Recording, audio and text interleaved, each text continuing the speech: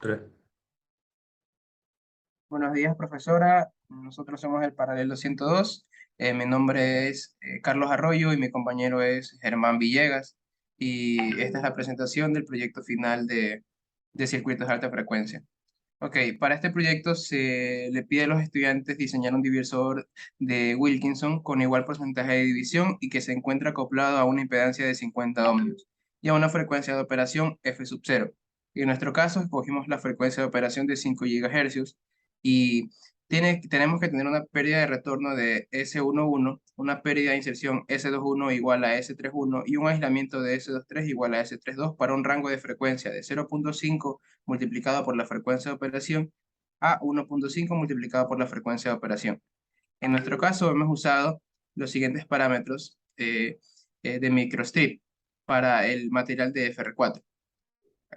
Aquí se muestra la tabla de los parámetros. Tenemos una constante eléctrica efectiva relativa, es epsilon sub r de 4.4, una permitividad Moore de 1.0, un espesor del sustrato de 1.5 milímetros, espesor del conductor o de línea de cobre 0,016 milímetros, una conductividad eléctrica del cobre de 5,8 por 10 a las 7 y un factor de disipación o tangente de pérdidas de 0,02. Bien, para calcular las impedancias, la impedancia en cada uno de los puertos es de 50 ohmios, el valor que tendrá también la impedancia característica de la línea por cuestiones de acople, y debido a que la longitud de las líneas de transmisión en el divisor de Wilkinson es de un cuarto de la onda, se tiene que Z es igual a la raíz de 2 multiplicada por la impedancia característica. Esto es igual a la raíz de 2 por 50, que me da que Z es igual a 70,7106 ohmios.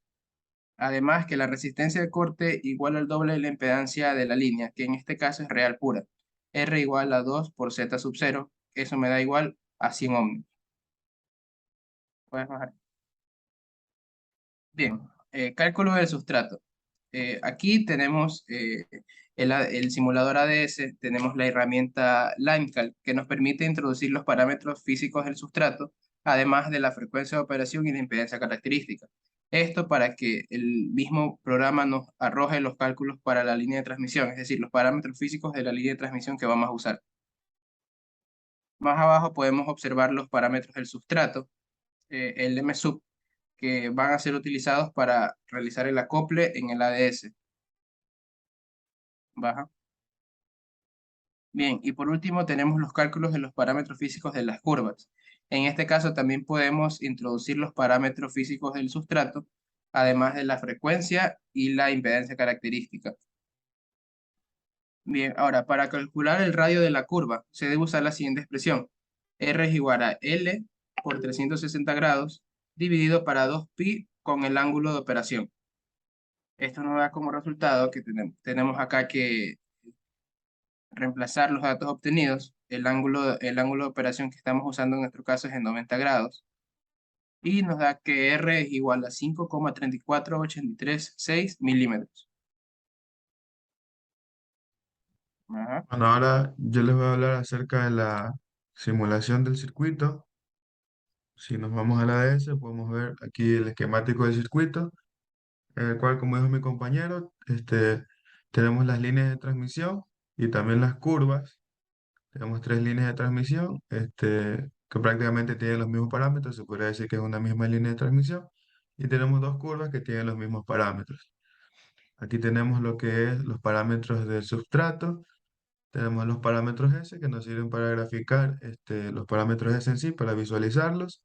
Y a cada uno de los puertos le acoplamos una impedancia de 50 ohmios para poder realizar los gráficos. Entonces procedemos a... Ah, y también incluimos lo que es la resistencia de corte de 100 ohmios. Procedemos a revisar en el archivo las simulaciones. Aquí podemos ver las simulaciones. Podemos ver primero que nos piden lo que es los parámetros S23, S11 y S12. En el parámetro S11, tenemos que, cercano a la frecuencia central de 5 GHz, es un valor muy pequeño, es decir, que la potencia incidente se refleja muy poco, ya que eso se refiere a lo que es 1,1. También esto debería ser muy pequeño en parámetro 2,2 y en el parámetro 3,3. Es decir, que el voltaje incidente se refleje en menos del 10%. Luego tenemos lo que es el parámetro 2.3, el cual se refiere a la relación que tienen los puertos. Este parámetro cercano a los 5 GHz también tiene que ser menor que, que cero, o sea, tiene que ser demasiado pequeño, debido a que este se refiere a, como dije, a la relación entre los tres, pero a una relación de aislamiento, es decir, que el circuito está bien aislado. Y finalmente tenemos el parámetro 1.2, el cual este parámetro sí nos sirve para darnos una idea de si el divisor de voltaje se encuentra al 50-50. ¿Y cómo observamos esto? Comparando el parámetro 1.2 con el parámetro 1.3, que son las gráficas que tenemos acá arriba. Como vemos, si en ambos casos es menor a menos 3 decibeles y además son iguales, tenemos que el divisor de voltaje, si está, el divisor Wilkinson de voltaje, si está en un 50-50 para cada uno de los otros dos puertos, es decir, el puerto 2 y el puerto 3. Y finalmente tenemos la comparación del S32 y el S23 que dan situación de aislamiento y que además también deben ser iguales debido a que este divisor de Wilkinson es un circuito recíproco. Finalmente podemos ver lo que es el layout. Se observa así debido a que tengo la versión 2022 del ADS. Podemos observar que los elementos que formaban parte del esquemático ahora forman parte de layout, es decir, esta sería la implementación física de nuestro divisor de Wilkinson. Observamos las líneas de transmisión, las curvas y la resistencia de corte, y también los puntos que están en los extremos se refieren a los puertos.